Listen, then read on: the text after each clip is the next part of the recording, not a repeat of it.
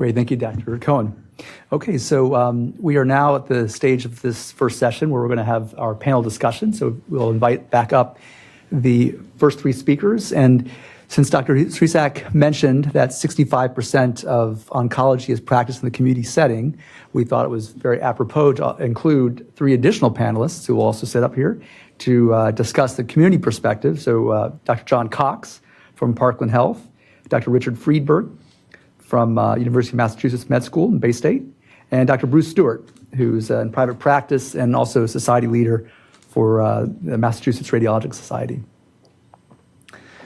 And while they're taking their seats, it seems to me that there are four themes that are bubbling out of this first session of deficiencies. One is skill and judgment. The second theme that's coming out is the access to equipment and reagents, although it's sort of it was a mixed presentation on that theme. The third is time and attention is a potential deficiency in bringing expert diagnostics. And the fourth theme that has bubbled out is communication. I thought it was interesting so far that understanding cancer biology in terms of pathology and radiology has not come up as a themed item yet, but I guess it'll remain to see if that really is a major deficiency.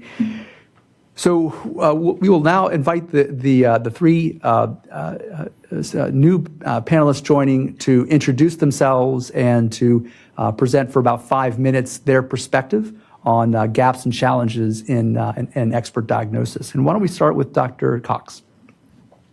Thank you. I must admit being very humbled to be sitting before you, especially many friends and colleagues that I recognize in the audience.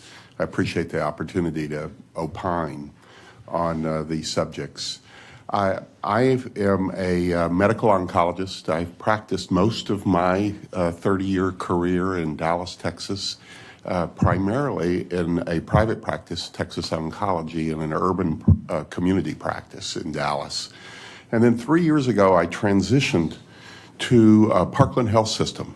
Parkland is a remarkable and marvelous health system that is the primary safety net hospital for Dallas County.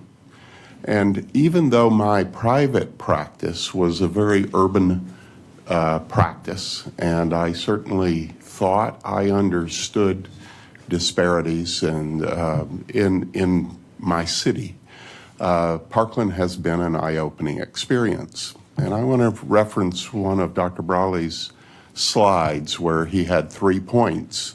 So I'm going to take you back a little bit. The primary issue I speak to is access.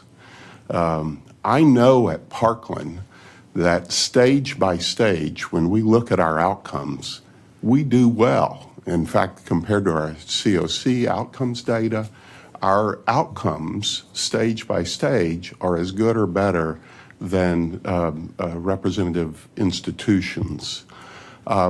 However, what we do have difficulties with are timing intervals of getting people in.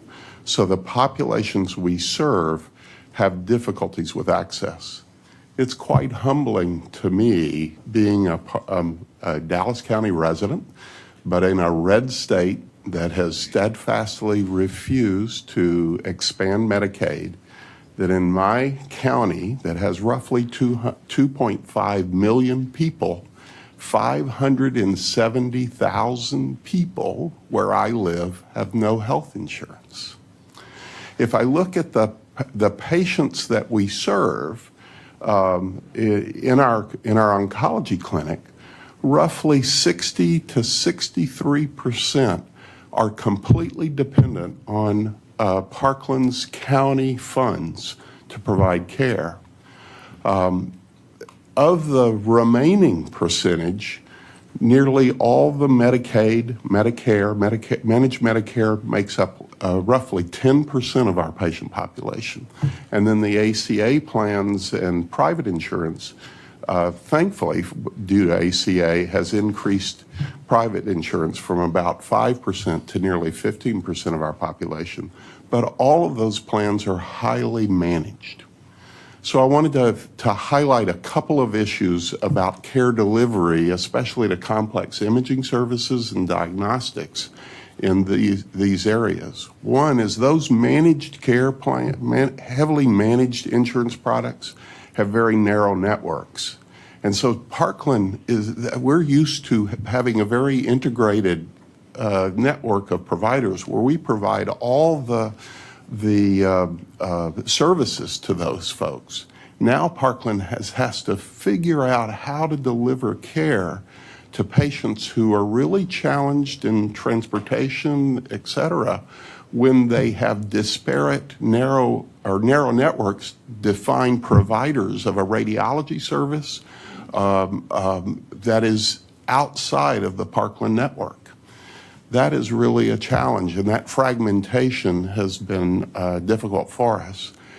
Even though we are a county system, that county system is relatively centralized for specialty services, and roughly 60 to 70% of our patients travel more than 10 miles to come to Parkland, usually on public transportation.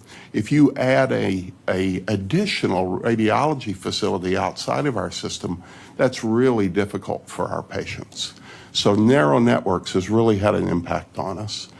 The other impact I just touch on briefly is, and this is a touchy subject, is of self-referral prohibitions.